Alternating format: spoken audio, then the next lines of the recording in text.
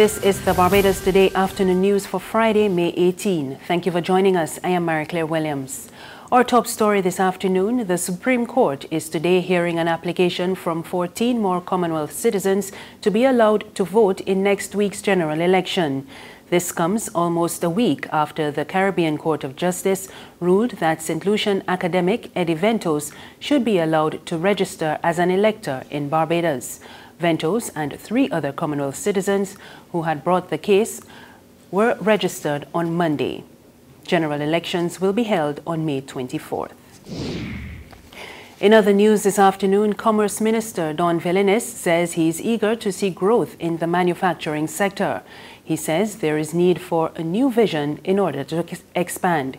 Inniss says despite government's assistance over the years, there are still a number of challenges to be addressed. He was speaking at the official opening of BMEX this morning at the Lloyd Erskine Sandiford Center.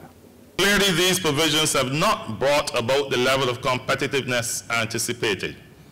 And with the passage of time, the emergence of financial services as the primary attraction of foreign investors and the erosion of once vibrant subsectors like electronics, apparel, and furniture, the manufacturing sector has not been growing as we would have liked over the years. Barbados' competitiveness has never been on the basis of low labor costs. Other countries are better placed to leverage this advantage. We've accepted that Barbados cannot compete with the Chinas of this world, and even on a smaller regional scale, with lower-cost producers like Jamaica and Trinidad. Inniss added that his dream for the sector is to contribute more than $600 million annually. This, he says, will require the efforts of both the public and private sectors. This new, highly competitive manufacturing sector will be driven by creative thinking, a highly motivated workforce, high-value skills, and will be supported through the application of appropriate capital and technology, materials and process cost efficiencies, and high levels of company sophistication and business performance. In order to attain this vision, ladies and gentlemen, there's no sense talking about the vision without, of course, identifying how we think it can be attained. And Mr. President at BMA, Mr. Noel, I know that you, of course, like all others, have a keen interest in the election. And regardless of whoever wins the election, you wish to know the manufacturing sector is given that level of priority, as I hope I gave it.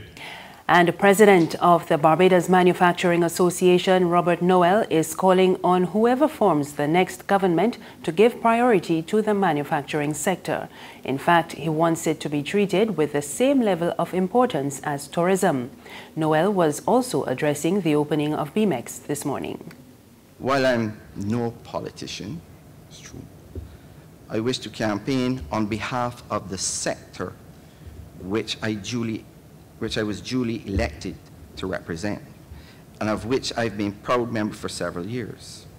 As President of the BMA, I implore whichever party forms the next government to give greater consideration to the needs of the local manufacturing sector, to provide it with the support it needs to grow, and to see its importance in the same way which it sees the tourism and financial services sector.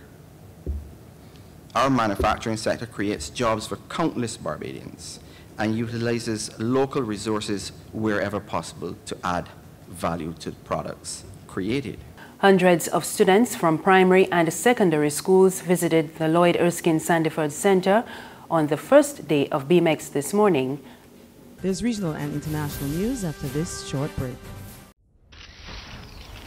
One night, one winner, only one team can deliver. Balanced, comprehensive, unrivaled coverage. Barbados Today, Capital Media HD 99.3 and 6 Gear Studios. Don't miss election night on www.facebook.com/Barbados Today, on www.barbadostoday.bb, live on www capitalmediahd.com and on www.facebook.com/capitalmediahd.